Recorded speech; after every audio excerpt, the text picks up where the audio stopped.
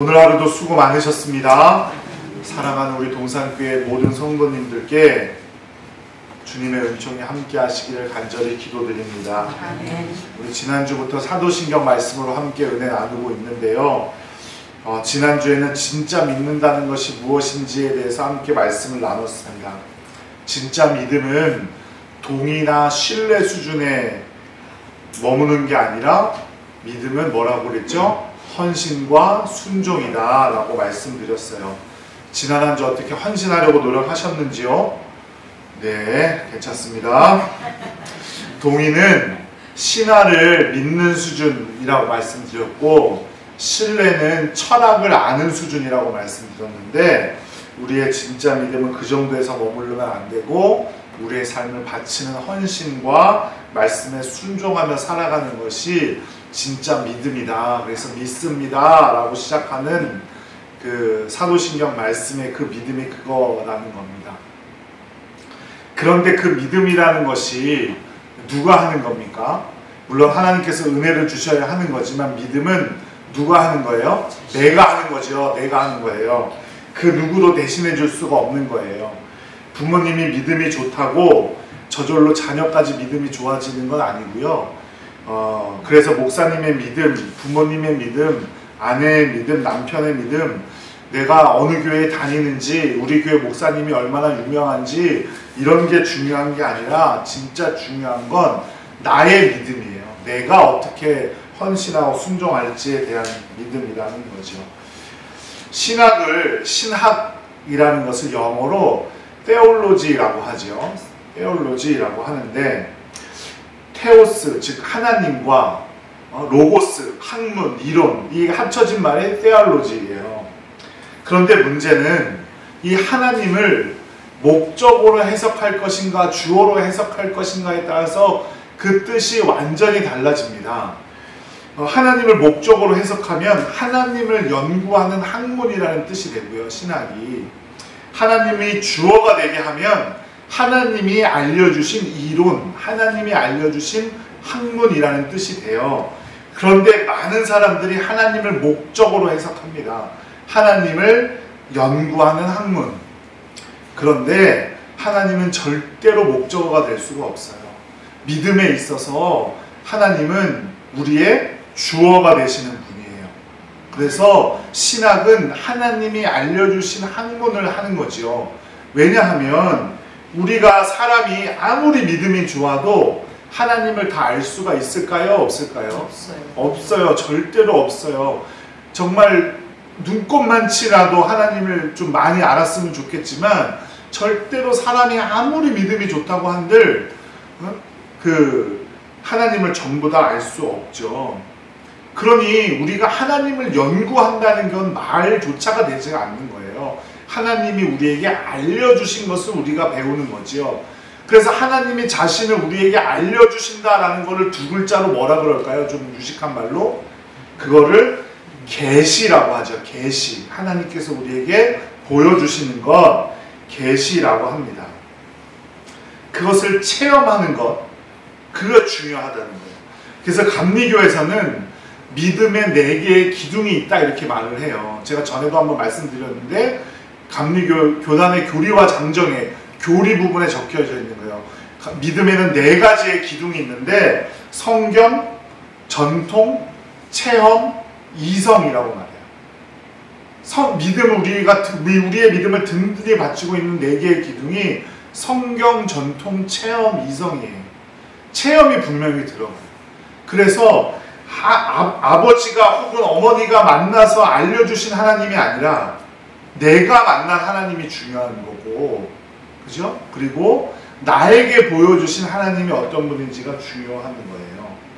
그래서 오늘 말씀의 제목이 나, 우리, 하나님이에요. 내가 중요하다는 거예요.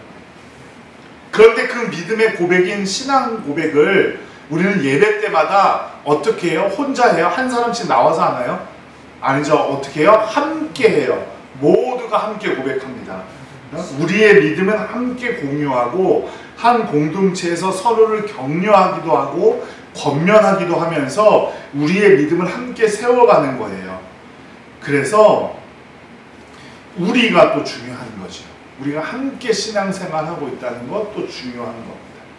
그런데 이 중요한 믿음에서 가장 기본은 뭐냐면 대상이에요. 대상. 우리는 누구를 믿고 있어요? 하나님을 믿고 있어요. 그렇죠? 그래서 사도신경에는 아버지 하나님, 전능하신 하나님, 창조주 하나님으로 이렇게 하나님을 세 가지로 표현을 하고 있어요. 오늘은 하나님이란 도대체 어떤 분이실까? 그리고 아버지 하나님이란 어떤 뜻일까에 대해서 알아보려고 해요. 일본의 유명한 작가인 엔도 슈샤쿠라는 사람이 있어요. 그 사람이 쓴 소설이 있는데 침묵이라는 소설이에요. 침묵. 영화로는 2017년에 세계적인 거장인 마틴 스콜세지가 감독한 사일런스라는 작품으로 우리에게 소개되기도 했어요. 2017년에 사일런스라는 영화 개봉을 했는데 꼭 한 번들 보시기 바라요. 안 보셨죠? 역시 성경 보시느고 기도하시느라 영화 같은 거는 잘 안 보세요. 나는 봤는데 이 마틴 스콜세지라는 감독은 그 봉준호 감독이 기생충으로 상 받을 때 일으켜 세워가지고 박수 쳐준 할아버지가 있어요. 그 할아버지가 마틴 스콜세지예요. 그러니까 엄청나게 거장인 거죠. 그 사람이 이 침묵이라는 작품을 영화화했어요. 거기에 보면 포르투갈에서 마카오로 와서 마카오에서 일본으로 선교하기 위해 들어온 두 명의 젊은 사제가 나와요. 로드리게스와 가루페라는 사도가 나오거든요. 그런데 이들이 왜 일본이라는 나라를 택했냐면 자신의 엄청 선배인 페레이라라는 사람이 있는데 그 사람이 20년 전에 이미 일본에 선교를 하러 들어와 있던 거예요. 그래서 이 자신의 선배가 되는 페레이라 신부가 어떻게 선교를 했고 그 결과가 어떤지가 너무나 궁금했고 자신이 정말 존경에 맞이하던 그 페레이라는 어떻게 살고 있는지도 또 너무나 궁금했었던 거예요. 그래서 들어왔는데 처참한 지경을 보는 거죠. 일본 사람들이 박해를 당하고 순교를 하고 자신들은 숨어서 바닷가 동굴에 숨어가지고 일본 사람들이 가져다주는 밥으로 끼니를 해결하고 그런데 자신들을 그렇게 도와주던 그 마을 사람들이 전부 다 잡혀가게 돼요. 그래서 그를 괴로워하던 도중에 가루페는 일본인 순교자를 구하려다가 익사해서 죽어요. 로드리게스는 잡혔죠. 일본 지도층들이 이 젊은 사제를 회유하기 위해서 어떤 큰 저택에 데리고 가는데 그 집이 누구 집이냐면 자신들이 존경하던 페레이라 신부의 집이었어요. 이 페레이라는 이미 오래전에 배교해서 일본인 여자를 부인으로 맞아서 큰 집에 살고 있었어요. 그런데 그 페레이라가 로드리게스에게 자신이 배교한 이유에 대해서 이렇게 설명을 해요. 일본인들이 그리스도교 신도가 된다는 사실이 나는 너무나 기뻤고 20년 동안이나 열심히 사역했는데 정작 알고 보니까 일본인들이 믿고 있었던 건 성경에서 말하거나 내가 믿고 있었던 하나님이 아니라 일본인들 자신들의 신을 그리스도식으로 믿고 있는 것에 불과했다. 거기에 너무나 실망한 나머지 자신은 배교할 수밖에 없었다. 그때도 하나님은 침묵했다. 그래서 책의 제목이 침묵이에요. 뭐 핑계일 뿐이지만 제가 왜 이야기를 드리냐면 하나님은 눈에 보이지도 않고 손에 잡히지도 않고 그 음성을 쉽게 들을 수도 없기 때문에 저마다 다양한 느낌과 감정으로 하나님을 믿어가요. 심지어 하나님을 믿는 것 같지만 실상은 자기 자신을 믿는 사람들도 있고요. 전혀 다른 대상을 무의식적으로 예배하는 사람들도 있어요. 그렇기 때문에 우리가 하나님이란 어떤 분인지 내 스스로 고백하고 그 고백을 우리 공동체에서 함께 나누고 그 고백을 점검받는 건 너무나 중요한 일이에요. 그래서 하나님이란 어떤 분인가 라는 그것을 신학적인 용어로 신론이라고 하죠. 그래서 사도신경은 아까도 말씀드렸듯이 아버지 하나님, 창조하신 하나님, 창조주 하나님, 전능하신 하나님으로 우리에게 대표적인 하나님의 세 가지로 우리에게 말해 주고 있는 거죠. 물론 그 세 가지가 하나님을 전체로 다 말한다고 할 수는 없어요. 인간이 할 수 있는 것을 할 수 있는 대로 말해 준다는 거예요. 그런데 그렇다면 다신론적인 문명 가운데 살아갔던 이스라엘 사람들, 그리고 우리도 마찬가지잖아요. 지금 뭐 얼마나 많은 신들이 있어요. 그렇다고 할 때 왜 우리는 하나님을 선택한 걸까요?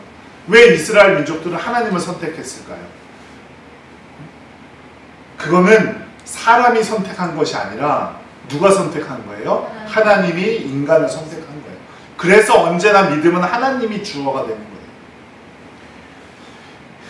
하나님께서 아브라함을 불러내서 언약을 맺으셨고, 애굽에서 노예 생활하던 이스라엘 사람들을 해방시켜 주셨고, 그들을 건져주시면서 내 자녀, 내 백성이라고 부르시면서 그들의 운명을 책임져 주시기로 결정하신 거예요. 이처럼 우리 믿음의 대상이 하나님으로 결정된 것은 우리가 택한 것이 아니라 하나님께서 저와 여러분을 택한 것이라는 사실을 꼭 기억하셔야 합니다. 그래서 출애굽기 20장 2절엔 이렇게 말해요. 나는 너를 애굽 땅 종 되었던 집에서 인도하여 낸 내 하나님 여호와니라, 이렇게 말합니다.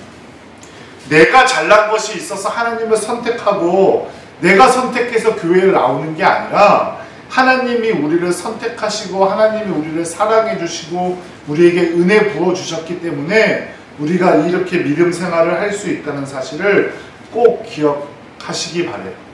그래서 모세가 하나님께 묻습니다. 그러면 내가 당신을 누구라고 설명해야 합니까? 그러니까 뭐래요? 나는 스스로 있는 자다. 스스로 있는 분을 사도신경은 이렇게 표현한 거예요. 전능하신 분이고 창조하신 분이고 우리의 아버지가 되어주신다.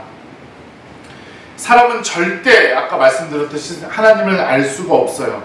성경을 100% 다 암송하고 100% 다 살아간다고 할지라도 하나님을 100% 안다고 할 수가 없어요. 하나님이 스스로 자신을 보여주시지 않으면 우리는 알 도리가 없는 거예요. 앞서 말씀드린 침묵이라는 소설에서 말하고 있는 것처럼 우리가 박해를 받는다고 알아지는 것도 아니고 어려운 가운데서 겨우겨우 자신의 목적을 이루었다고 말할 수도 없는 거예요. 하나님께서 먼저 우리에게 보여주셔야 알 수 있는 거죠. 그 보여주신 대표적인 것이 바로 창조하신 세상을 통해서 자신을 보여주시고 독생자 예수 그리스도를 통해서 자신을 보여주시고 또 우리 모두가 가지고 있는 성경책을 통해서 자신을 보여주시는 거예요. 그러니까 내가 스스로 예수다라고 말하거나 성경을 벗어나 하나님을 해석한다거나 하는 일들은 모두 다 하나님을 제대로 알지 못하기 때문에 벌어지는 거죠.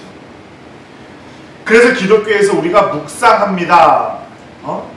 복 있는 사람은 하나님의 말씀을 주야로 묵상한다라고 했는데 묵상하다는 내 스스로 혼자 생각한다는 의미가 아니에요.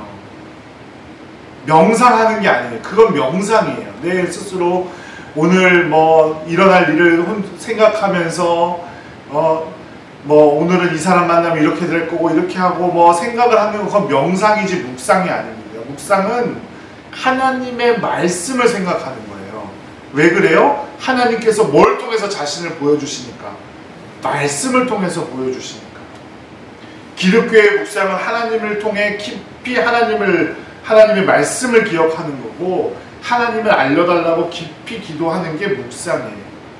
그리고 우리의 마음속에 찾아와 계신 주님을 우리 마음속 깊은 곳에서 찾는 것, 그것이 바로 묵상입니다. 그 묵상을 통해서 우리가 하나님을 알아갈 수가 있어요. 요한일서 4장 19절 말씀을 보면 이렇게 말합니다. 우리가 사랑함은 그가 먼저 우리를 사랑하셨습니다. 우리가 하나님을 사랑하는 것은 그가 먼저 우리를 사랑하였기 때문입니다. 이렇게 말할 수가 있는 거예요. 우리가 하나님을 사랑한다고 하지만 하나님께서 나를 먼저 사랑해 주셨기 때문에 내가 하나님을 사랑할 수 있다, 이 말이에요. 하나님은 그렇게 이미 우리에게 은혜 부어주시고 사랑해 주고 계시다는 사실을 꼭 기억하시기 바랍니다.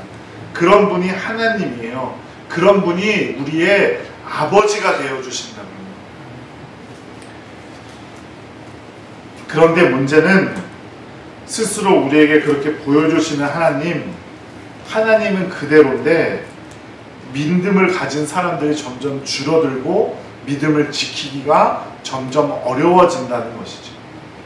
하나님에 대한 고백이 어려워진 것은 하나님께 원인이 있는 것이 아니라 사람에게 원인이 있는 겁니다. 너무 빨리 변하는 시대 상황, 급속한 세속주의, 그리고 믿는 사람들이 믿음을 보여주지 못하기 때문이에요. 사람이 빵만으로 살 수 있다는 믿음을 가진 사람들이 있죠. 빵은 뭘 대신하는 거예요? 돈을 대신하는 거예요. 사람이 돈만 있으면, 물질만 있으면 살아갈 수 있다고 믿어요. 우리나라는 자본주의여서 공산주의를 싫어하는데 그 정신은 공산주의의 근간인 유물론처럼 물질이 모든 세상을 결정한다고 생각하는 사람들로 넘쳐나요.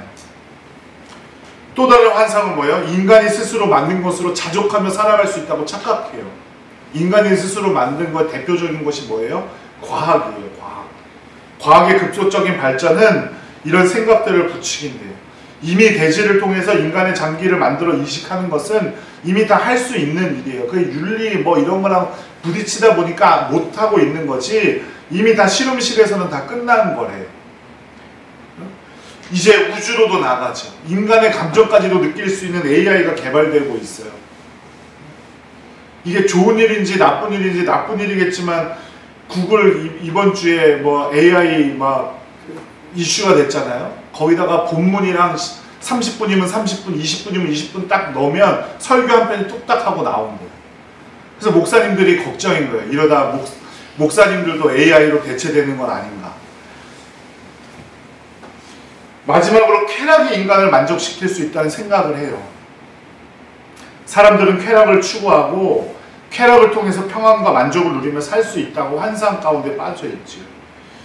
한 사람이 물질과 과학, 쾌락 이런 것을 목표로 두고 살아갈 때 하나님의 자리를 대신할 수 있다고 착각하며 살아가는 거예요. 하지만 그거는 절대로 그렇지 않죠. 스스로 계시면서 우리에게 먼저 사랑과 은혜를 베푸시는 그 하나님께서 계시기 때문에 우리가 이 땅 가운데 살아갈 수가 있는 겁니다. 그런데 그냥 하나님이십니다 라면 우리는 좀 어색해요. 하나님 아버지라고 해야 되죠. 하나님 아버지라고 합니다. 우리가 편히 그렇게도 부르기도 하지만 사도신경에도 분명히 하나님 아버지를 고백하고 있습니다. 그런데 왜 하나님 어머니는 안 되나요? 왜 꼭 우리는 하나님 아버지라고 할까요? 가장 먼저는 하나님을 아버지라고 부른다는 것은 하나님을 인격적인 존재로 느낀다는 거예요. 하나님은 인격적인 존재라는 거예요. 인격적이라는 건 어떤 의미냐면 사람과 사람 사이에 격이 있는 것처럼 하나님과 사람인 나도 어떤 격을 갖추고 만날 수 있다는 거예요. 또한 성경 말씀에 보면 사람이 이해할 수 있는 선에서 하나님의 능력을 비유하고 있는 모습들이 있죠. 오늘 우리가 함께 읽은 목자, 또 뭐 있어요? 왕, 아버지, 이런 것이 하나님의 능력을 우리에게 보여주기 위한 거예요. 하나님은 우리가 처한 인간적인 수준과 능력에 따라 하나님의 능력을 비유로서 말씀해 주시는데 그 아버지라는 것이 비유 중에 하나라는 거죠. 그리고 당시 사회의 어떤 흐름, 우리가 부정할 수 없는 당시의 가부장적인 그 문화의 흐름, 그것도 볼 수가 있는 겁니다.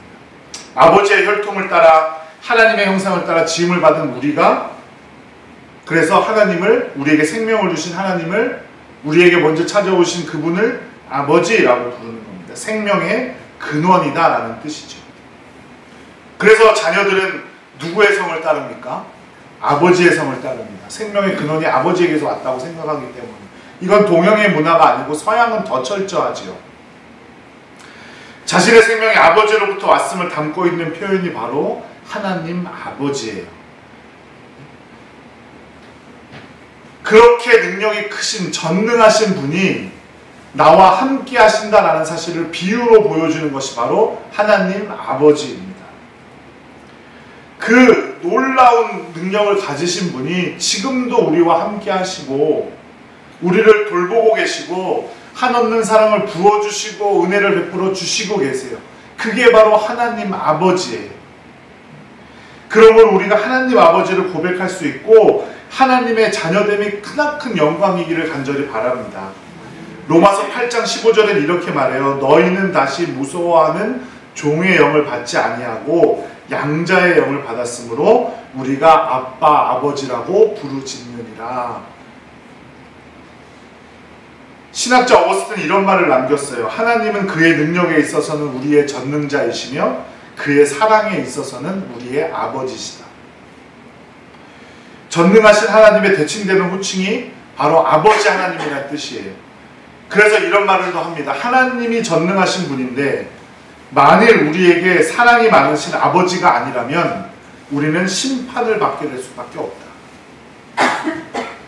하나님께서 전능하신 분이어서 우리의 모든 것을 다 알고 계시고 우리의 죄를 알고 계시다면 우리를 심판하실 수밖에 없는데 우리를 지금 당장 심판하시지 않는 이유는 하나님께서 우리의 아버지가 되어주셔서 우리를 사랑으로 이끌고 가시기 때문이다, 이런 말이에요. 나를 만드시고 보호하시고 필요를 채우시는 하나님을 우리는 아버지라고 부를 수 있는 하나님의 자녀가 되었다는 사실을 꼭 기억하시기 바랍니다. 사실 여기까지라도 아버지에게 안 좋은 기억을 가지고 계신 분들은 하나님 아버지라고 부르는 것이 이해되지 않을 수 있습니다. 오히려 방해가 되죠. 근데 하나님을 아버지로 나타낸 것은 인간적인 아버지가 어떤 존재가 되어야 하는지를 또한 마땅히 보여준다는 사실을 우리는 꼭 기억해야 돼요.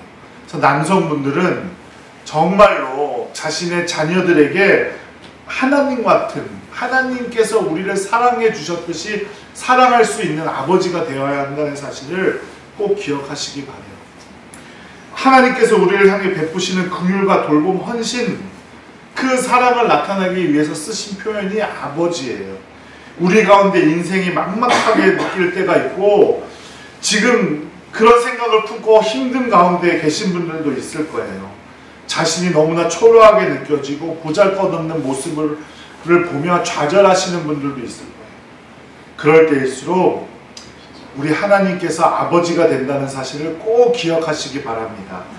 그것을 제일 잘 보여주는 한 성경 말씀이 바로 시편 23편이에요.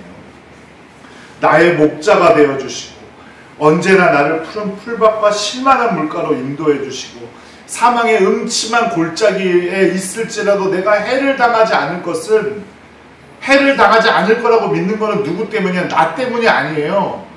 누가 나와 함께 하시기 때문이에요? 하나님 아버지께서 나와 함께 하시기 때문이에요. 사랑하는 여러분, 아버지께서 우리를 먼저 찾아주시는 줄로 믿습니다. 그리고 우리가 믿을 수 있도록 자신을 보여주시고 먼저 우리를 찾아와 주시는 분이 바로 우리 아버지 하나님이에요. 그분께서 우리의 아버지가 되셨기 때문에 우리가 영원한 생명을 누릴 수가 있고 우리가 세상의 어떤 악한 것들로부터 보호함을 받고 주님께서 우리를 지켜주시는 줄로 믿습니다. 그 놀라운 은혜를 믿음으로 고백하는 복된 성도님들 되시기를 간절히 바라요. 그래서 이 시간 다음부터 우리가 사도신경을 고백할 때 하나님 아버지를 내가 믿사오며 할 때 그 하나님 아버지의 그 사랑이 정말 느껴져야 하고 그 아버지의 사랑을 내가 듬뿍듬뿍 받고 살아가고 있구나라는 사실을 인정하셔야 돼요. 그 사랑을 인정하는 여러분들 되시기를 간절히 바라요. 그래서 언제 어디서나 그 사랑 넘치도록 부어주시는 그 사랑을 우리 이웃들에게, 우리 자녀들에게, 또 우리 사랑하는 성도들에게 함께 나눠줄 수 있는 우리 사랑하는 성도님들 되시기를 간절히 기도드립니다. 우리 다 함께 기도하도록 하겠습니다. 하나님, 우리